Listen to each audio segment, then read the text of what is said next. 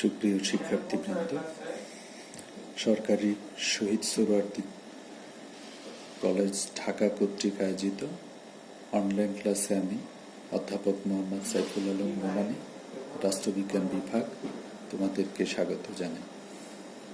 আমি আশা করছি তোমরা সুস্থ আছো এবং নিরাপদে আছো।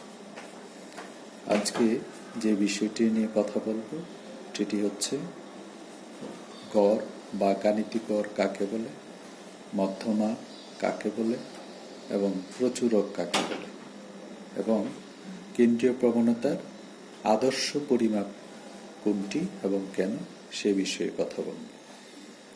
তাহলে প্রথমেই আমি তুলে ধরছি গড় বা গাণিতিক গড় কাকে বলে।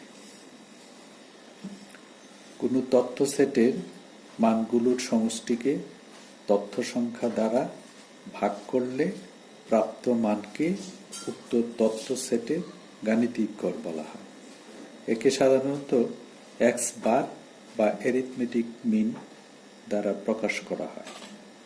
অশ্রেণীকৃত তথ্যের ক্ষেত্রে ধরা যাক কোনো তথ্য সেটের n সংখ্যক মান x1, x2, xa ইত্যাদি। সুতরাং গাণিতিক গড় বা এক্স বার নির্ণয়ের সূত্র হল তথ্যবিন্দুগুলোর সমষ্টি এবং তথ্যবিন্দুর সংখ্যা দ্বারা ভাগ করলে আমরা গাণিতিক গড় পেয়ে যাব। এবার আমি কথা বলছি মধ্যমা নিয়ে। যে সংখ্যামান দ্বারা কোনো বিন্যস্ত তথ্য রাশি বা নিবেশন সমান দু অংশে বিভক্ত হয় তাকে মধ্যমা বলে। তথ্যমালাকে মানের ঊর্ধ্বক্রম বা নিম্নক্রম অনুসারে সাজালে মধ্যমা হবে কেন্দ্রে বা ঠিক মাঝখানে অবস্থিত সংখ্যা মান। মধ্যমা দ্বারা বিভক্ত তথ্য সারির একদিকে থাকে মধ্যমা অপেক্ষা ছোট মানের সংখ্যা এবং অপরদিকে বড় মানের সংখ্যা। মধ্যমা হল কেন্দ্রীয় প্রবণতার অবস্থান ভিত্তিক পরিমাপ। এজন্য মধ্যমাকে বলা হয় পজিশনাল অ্যাভারেজ।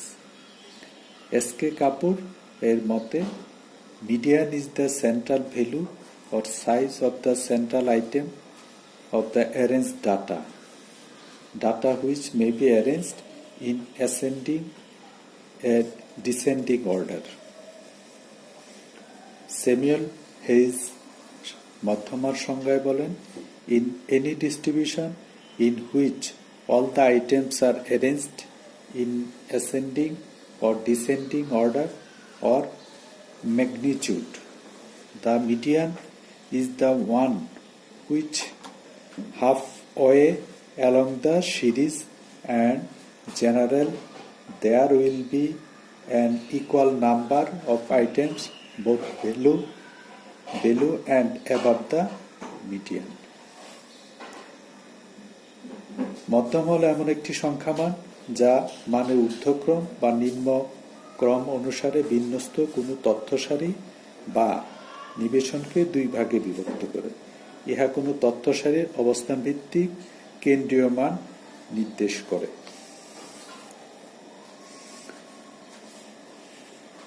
ধরা যাক দুটি উৎপাদন ফ্যাক্টরিতে উৎপাদনের দক্ষতা অনুসারে শ্রমিকদের সমান দুই ভাগে ভাগ করতে হবে, যেন অধিকতর দক্ষ শ্রমিক একটি ফ্যাক্টরিতে এবং কম দক্ষ শ্রমিক অপর ফ্যাক্টরিতে অন্তর্ভুক্ত হয়। এক্ষেত্রে প্রথমে সকল শ্রমিককে তাদের দক্ষতা অনুসারে র্যাঙ্ক বা ক্রম প্রদান করতে হয়। সুতরাং মধ্যবর্তী র্যাঙ্কটি নির্ণয় করতে হয়। এ মধ্যবর্তী র্যাঙ্ককে বলা হয় মধ্যমা, এবং এই মধ্যমার ভিত্তিতে শ্রমিকদের দুইটি ফ্যাক্টরিতে বণ্টন করা যায়। মধ্যমা যে কোনো তথ্য সেটের সর্বাপেক্ষা কেন্দ্রীয় বা মধ্যবর্তী মান। মধ্যমার চেয়ে ছোট যতগুলো তথ্যবিন্দু থাকে, মধ্যমার চেয়ে বড় ঠিক ততগুলো তথ্যবিন্দু থাকে। তথ্য সেটে বিজোড় সংখ্যক তথ্যবিন্দু থাকলে একটি মধ্যবিন্দু থাকে এবং এটি মধ্যমা। তথ্য সেটে জোড় সংখ্যক তথ্যবিন্দু থাকলে দুটি মধ্যবিন্দু থাকে এবং এই মধ্যবিন্দু দুটির গাণিতিক গড়ই মধ্যমা। উপরের তথ্য সেটে মানের ক্রমে সজ্জিত 11টি তথ্যবিন্দু আছে। এখানে মধ্যমা 2400। আবার ধরি উক্ত সেটে একটি নতুন তথ্যবিন্দু 2700 যুক্ত হয়েছে। এক্ষেত্রে মধ্যপদ দুটি এবং তা হল 2400 এবং 2460। সুতরাং মধ্যমা সমান 42/12 2430। মধ্যমাকে নিম্নরূপে সংজ্ঞায়িত করা যায়। কোন তথ্য সেটের তথ্যবিন্দুগুলোকে মানের ক্রমে উচ্চক্রম বা নিম্নক্রমে সাজালে যে মানটি তথ্য সেটকে সমান দুভাগে বিভক্ত করে সে মানটিকে মধ্যমা বলা হয়। কোন তথ্য সেট মধ্যমার চেয়ে ছোট বা মধ্যমার চেয়ে বড় সমান সংখ্যক তথ্যবিন্দু থাকে। মধ্যমাকে সাধারণত মিডিয়ান টাইটেল দ্বারা সূচিত করা হয়। ক্রমিক সূচক, ব্যক্তিগত সূচক, আনুপাতিক স্কেলে পরিমাপকৃত তথ্য সেটের মধ্যমা নির্ণয় করা যায়, কিন্তু নামসূচক স্কেলে পরিমাপকৃত তথ্যের মধ্যমা নির্ণয় করা যায় না।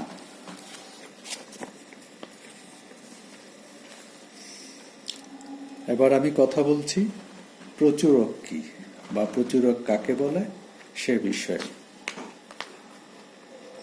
কোনো তথ্য সারি বা গণসংখ্যা নিবেশনের প্রচুরক হলো এমন একটি সংখ্যা মান যা ওই তথ্য সারি বা নিবেশনের সর্বাধিকবার পরিলক্ষিত হয়। অর্থাৎ তথ্য সারিতে সর্বাধিকবার সংঘটিত মানেই প্রচুরক। সিম্পসন অ্যান্ড কাফকার ভাষায় the mode is the most common value, the value which occurs most frequently in a series. Samuel hedge এর মতে the item which occurs most frequently in a distribution is called the mode.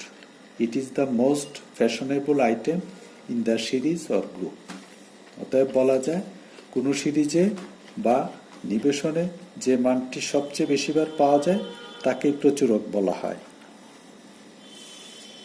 উদাহরণস্বরূপ 5, 7, 10, 7, 8, 9, 12, 7, 15 সংখ্যাগুলোর মধ্যে 7 সবচেয়ে বেশিবার আছে, তাই এখানে প্রচুরক হচ্ছে 7। এক প্রচুরক বিশিষ্ট নিবেশনকে ইউনিমডাল ফ্রিকোয়েন্সি ডিস্ট্রিবিউশন বলা হয়, কিন্তু কখনো একাধিক প্রচুরকের নিবেশনও লক্ষ্য করা যায়। কোনো নিবেশনে প্রচুরক দুইটি থাকলে তাকে বাই মডাল ফ্রিকোয়েন্সি ডিস্ট্রিবিউশন বলে। আবার প্রচুরকের সংখ্যা 2-এর বেশি হলে এ ধরনের নিবেশনকে মাল্টি মডাল ফ্রিকোয়েন্সি ডিস্ট্রিবিউশন বলা হয়। তোমরা প্রতিটি সংজ্ঞাতেই সূত্র উল্লেখ করলে সেটি ভালো নাম্বার পাওয়া যাবে বলে আমি বিশ্বাস করি। অতএব সংজ্ঞার পাশাপাশি সূত্র উল্লেখ করা একান্ত আবশ্যক। এবার আমি কথা বলছি যে কেন্দ্রীয় প্রবণতার আদর্শ পরিমাপ কোনটি। কেন্দ্রীয় প্রবণতার বিভিন্ন রকম পরিমাপ রয়েছে। সাধারণভাবে কেন্দ্রীয় মান পরিমাপকে গড় বলা হয়। একটি উত্তম বা আদর্শ গড়ের কিছু সুনির্দিষ্ট বৈশিষ্ট্য থাকা প্রয়োজন, কিন্তু কোনো একটি গড়ের মধ্যে সবগুলো বৈশিষ্ট্য বিদ্যমান থাকে না। এ অর্থে পরিপূর্ণভাবে কোনো আদর্শ গড় পাওয়া সম্ভব না। তবে তুলনামূলকভাবে যে গড়ের মধ্যে অধিকাংশ বৈশিষ্ট্য বিদ্যমান তাকে আদর্শ গড় বা কেন্দ্রীয় প্রবণতার আদর্শ পরিমাপক বলা হয়। একটি আদর্শ গড়ে বেশ কিছু বৈশিষ্ট্য রয়েছে, যেমন 1. একটি উত্তম গড় সুস্পষ্ট, সুনির্দিষ্ট ও সম্পূর্ণভাবে সংজ্ঞায়িত হবে। 2. ইহা তথ্যসারির সকল মানের ভিত্তিতে নির্মিত হবে। 3. একটি উপযুক্ত গড় সহজে নির্ণয় করা যাবে। 4. আদর্শ গড় সহজবোধ্য হওয়া বাঞ্ছনীয়। 5. চরম মান দ্বারা ইহা কম প্রভাবিত হবে। 6. ইহা গাণিতিক ও বীজগাণিতিক প্রক্রিয়া আরোপের উপযোগী হবে। 7. একটি আদর্শ গড় নমুনা তারতম্য দ্বারা কম প্রভাবিত হবে। উপযুক্ত বৈশিষ্ট্যের মানদণ্ডের ভিত্তিতে বলা যায় যে কোন গড়টি উত্তম। উল্লিখিত বৈশিষ্ট্যগুলো ছাড়া আরও কিছু কিছু ক্ষেত্রে পার্থক্য বিদ্যমান, যেমন মুক্ত প্রান্ত শ্রেণীর ক্ষেত্রে সঠিক গাণিতিক গড় নির্ণয় করা সম্ভব হয় না। আবার মুক্ত প্রান্ত শ্রেণী শূন্য ও ঋণাত্মক মানের জন্য জ্যামিতিক গড় ও তরঙ্গ গড় নির্ণয় করা যায় না, কিন্তু এসব ক্ষেত্রে মধ্যমা প্রচুরক উপযুক্ত নির্ণয় পদ্ধতি হিসাবে গণ্য হয়। গুণাত্মক তথ্যের গাণিতিক গড়, জ্যামিতিক গড় ও তরঙ্গ গড় নির্ণয় করা যায় না, তবে মধ্যমা ও প্রচুকের সাহায্যে গুণাত্মক তথ্যের কেন্দ্রীয় মান পরিমাপ করা সম্ভব। মধ্যমা ও প্রচুরক লেখচিত্রের মাধ্যমে নির্ণয় করা যায়, কিন্তু গাণিতিক গড়, জ্যামিতিক গড় ও তরঙ্গ গড়ের লৈখিক উপস্থাপন সম্ভব নয়। আদর্শ গড়ের বৈশিষ্ট্য ও সাধারণ আলোচনায় প্রতীয়মান হয় যে কেন্দ্রীয় প্রবণতার পরিমাপগুলোর মধ্যে গাণিতিক গড়ই অধিক উপযুক্ত, কেননা গাণিতিক গড়ের বহুল ব্যবহার এবং প্রয়োগযোগ্যতা উপযুক্ততা প্রমাণ করে। উচ্চতর পরিসংখ্যানিক বিশ্লেষণে, গবেষণায় ও অন্যান্য তুলনাকরণের ক্ষেত্রে গাণিতিক গড়ের ব্যবহার লক্ষণীয়। সবগুলো গড়ের সুবিধা ও অসুবিধাসমূহ বিশ্লেষণ করেও দেখা যায় গাণিতিক গড়ের অসুবিধার চেয়ে সুবিধাই বেশি।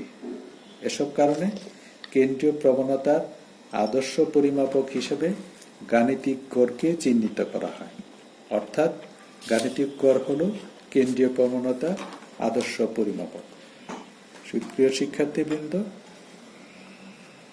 আজকে আমরা আলোচনা এখানেই শেষ করছি। আশা করছি তোমরা স্বাস্থ্যবিধি মেনে চলবে এবং তোমরা মাদককে না বলবে। তো ভালো থাকো, সবার জন্য অফুরন্ত শুভেচ্ছা।